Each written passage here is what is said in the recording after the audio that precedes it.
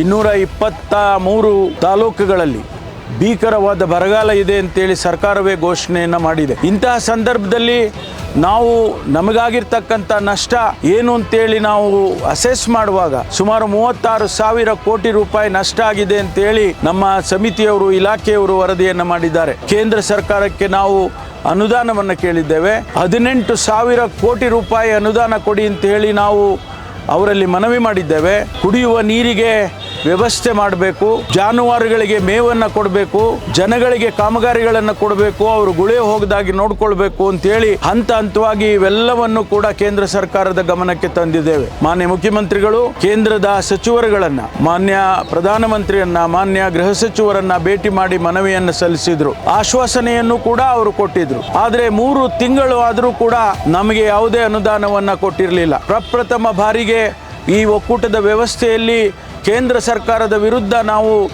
Supreme ಕೋರ್ಟಿಗೆ ದಾವೆಯನ್ನು ಹಾಕುವಂಥ ಪರಿಸ್ಥಿತಿ ನಿರ್ಮಾಣ ಆಯಿತು.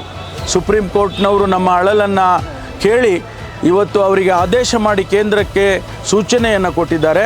ರಾಜ್ಯ ಸರ್ಕಾರ ತನ್ನ ಹಣದಲ್ಲಿ ಬರ ಪರಿಹಾರಕ್ಕೆ ಮಾಡಬೇಕಾದಂಥ ಎಲ್ಲ ಕ್ರಮಗಳನ್ನು ಕೂಡ ನಮ್ಮ ಹಣದಲ್ಲಿ ನಾವು ಮಾಡಿದ್ದೇವೆ. ಆದರೂ ಕೂಡ ಕೇಂದ್ರ ಸರ್ಕಾರ ನಮ್ಮ ನೆರವಿಗೆ ಬರ್ತಾ ಇಲ್ಲ ಅನ್ನೋದಕ್ಕೆ ಇವತ್ತು ಜೀವಂತ ಸಾಕ್ಷಿ ಬರೀ 3,400 ಕೋಟಿ ರೂಪಾಯಿಗಳನ್ನು ಕೊಟ್ಟಿದ್ದಾರೆ.